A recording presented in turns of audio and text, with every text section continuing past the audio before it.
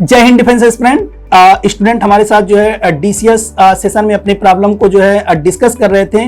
जो भी प्रॉब्लम वो अभी फेस कर रहे हैं कि अभी अपना जो इस ड्यूरेशन में अपना प्रैक्टिस कर रहे हैं और उनमें उनको डाउट आता है, तो ये सेशन जो है इसमें स्टूडेंट को उनके डीसीएस क्लास में जो है उनके डाउट को डिस्कस किया जाता है। कुछ डाउट ऐसे होते हैं जैसे कि बच्चे अभी क्लास में कुछ और चल रहा होता है बट वो एक्स्ट्रा अपने आप से कुछ चीज़ों की प्रैक्टिस कर रहे होते हैं जिनका कि उनमें कोई समस्या आती है, कोई प्रॉब्लम आता है, तो उसको हम लोग जो है इस डीसीएस सेशन में उन क्वेश्चन को शेयर करते हैं और यहाँ पर एवरीथिंग सब कुछ कहीं से भी हम लोग देखते हैं तो सभी पार्ट को डिस्कस करते हैं। ये कोई यहाँ पर हम किसी टॉपिक वाइज बात नहीं करते हैं, कोई भी एनीवन किसी भी टॉपिक से हम लोग यहाँ पर प्रॉब्लम को डिस्कस करते हैं। और इस डीसीएस की जो टाइमिंग रखी गई है वो 11 to 12 रखी गई है, जिसमें स्टूडेंट अपने सभी बैच के स्टूडेंट आके अपने डाउट को जो है डिस्कस कर सकते हैं और जो भी कंसेप्ट उनको नहीं समझ में आया है, जो भी क्वेश्चन नहीं हो पा रहा है, वो सारे कुछ यहाँ पे आके डिस्कस कर सकते हैं। तो ये सेशन काफी इंपॉर्टेंट आपके लिए है जिसमें कि आप सारी चीजों को आप अपने अंदर के प्रॉब्लम को आप डिस्कस करके बाहर निकाल सकते हैं, चीजों को बेटर आप अपने आप को इम्प्रूव कर सकते हैं। तो निसंदेह आप जो है इस डीसीएस सेशन को आप ज्वाइन करें और इसमें अपने डाउट को क्लियर करें। थैंक यू, जय हिंद। ओके, ये ट्रिग्नोमेट्री का क्वेश्चन है ना? Yes, sir. तो जैसे कि आपको दे रखा है कि if theta equal to π/8 then 2 cos theta plus 1 whole power 10 into, है ना, 2 cos theta plus 1 whole power 10 into 2 cos theta minus 1 whole power 10। ठीक है, ये चीज़ है। सबसे पहले तो हम लोग और यहाँ पे हम लोग देखें 2 cos theta minus 1 whole power 10 and 2 cos 4 theta minus 1 whole power 10। आप यहाँ पे देखें तो ये लिखा हुआ है 2 cos थीटा, है ना, cos 2 थीटा का फार्मूला लगा के 1 को एलिमिनेट कर सकते हैं। ठीक है, दूसरी चीज़ यहाँ पर जितने भी 1 हैं सबको, जब भी एक बात आप समझ लीजिए मैथमेटिक्स में कहीं पर भी आपको 1 के साथ cos का कम्बिनेशन दिखे, इसको हटाइए थोड़ा, 1 के साथ cos का कम्बिनेशन दिखे या तो 1 प्लस cos थीटा हो या कभी भी 1 माइनस cos थीटा हो।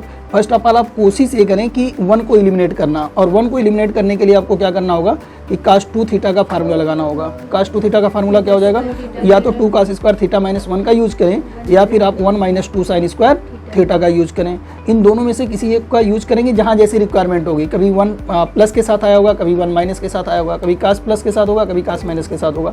तो फर्स्ट ऑफ ऑल आप कोशिश ये करें कि cos के डबल एंगल का फार्मूला लगा के 1 को एलिमिनेट करें। 1 को एलिमिनेट अगर करते हैं आगे रास्ता में दिख जाएगा कि वैल्यू पुट करना है। ठीक है, 1 बाई 1 जितने भी पावर हैं सब बढ़ जाएंगे, वैल्यू पुट करिए देन सॉल्व करिए। समझ में आई बात? नेक्स्ट बताइए। अवकल समीकरण जिसका व्यापक हल है, तो बेटा मैंने आपको बोला बाई इंस्पेक्शन मेथड, थोड़ा सा आप इधर आ जाइए। बाई इंस्पेक्शन मेथड के बारे में कुछ हमने सिखाया है। देखिए, अगर हम बात करते हैं कि डी एक्स अपान, वैसे किसका स्क्वायर है, वाई स्क्वायर है, डी एक्स अपान वाई के बारे में बात करें तो ये कितना लिखा जाएगा, वाई स्क्वायर लिख पाएंगे, और यहाँ पे कितना आएगा, y d x minus x d y. ये है, इससे ये सोचना ये इंपॉर्टेंट नहीं है, बल्कि राइट से लेफ्ट को सोचना ये ज्यादा इंपॉर्टेंट है। ये मैंने क्लास में भी बोला हुआ है, समझ पा रहे हैं? तो देखिए यहाँ पे क्या आया हुआ, x d y minus y d x is equal to y square. अब बताइए अगर वाई स्क्वायर इधर आएगा तो x d y minus upon is equal to, समझ पा रहे हैं सभी लोग?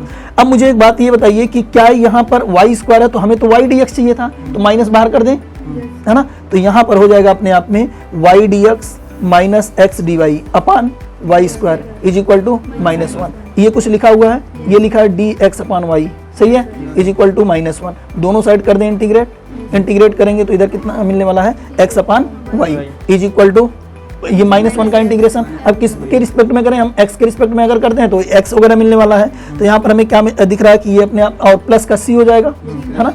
तो यहाँ पर आ जाएगा, इसको सॉल्व करेंगे, है ना, x is equal to minus x y और माइनस का प्लस का सी वाई सॉल्व करेंगे तो आपको यहाँ पर आंसर जो दिख रहा है वो c हो जाएगा। ए ऑप्शन नहीं बनेगा इसका, x is equal to c y, गलत करना है ये, आया समझ में? हाँ, नहीं गलत है वो। आंसर समझ में आया क्या, मिस्टेक है उनसे? नहीं, वो गलत कर रहे हैं। समझ में आया कि नहीं आया? 0 क्यों, जब ये वाई स्क्वायर इधर आ जाएगा तो डिवाइड होगा तो 1 आएगा ना, वो गलत करने वो। समझ में आया ना बाय इंस्पेक्शन मेथड? चलिए नेक्स्ट बताइए, बोलिए। हाँ, इनइक्वालिटी में क्या डाउट आ रही है? सर थोड़ा मेरा क्लियर नहीं हो पा रहा है और एक क्वेश्चन देता है। हाँ, तो कितने रीजन में लाई करेगा ये? आपको क्वाड्रेटिक इनइक्वालिटी का बिल्कुल कंसेप्ट नहीं क्लियर है? Yes sir. क्वाड्रेटिक इनइक्वालिटी या इनइक्वालिटी? ये सर लीनियर इनिक्वलिटी की बात हम लोग बात करते हैं। इनिक्वलिटी का मतलब होता है comparison between two real object. मैं अगर यूजुअल मीनिंग की बात करूं तो इनिक्वलिटी का जो मीनिंग होता है क्या होता है, comparison between two real object. हम कंपैरिजन हमेशा रियल की दुनिया में करते हैं। जैसे मैं आपके सामने एक ये लिखता हूं कि Z1 दिया है अपने आप में 3 + 4 आयोटा और हमने लिखा Z2 = 7 + 3 आयोटा। बताइए Z1 बड़ा है या Z2 बड़ा है? Is Z1 is greater than Z2 या is Z2 is greater than Z1? कौन बड़ा भाई? अभी अभी हमने आपके साथ एक बात शेयर की कि कंपैरिजन हमेशा दो रियल नंबर के बीच में, दो रियल ऑब्जेक्ट के बीच में होता है। क्या ये दोनों रियल नंबर हैं क्या, Z1 Z2? फिर नहीं, आपको पता ही नहीं है ना।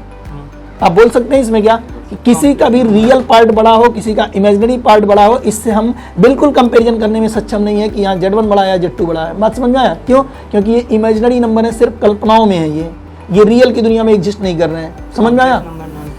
हाँ, कॉम्प्लेक्स नंबर कभी भी कंपेयर नहीं किया जा सकता, पहली बात। तो यहाँ पर मैंने सिर्फ और सिर्फ आपसे ये बात जानना चाहा कि क्या Z1 बड़ा है Z2 से या Z2 बड़ा है Z1 से, तो हम लोग नहीं बोल पाएंगे। ठीक है।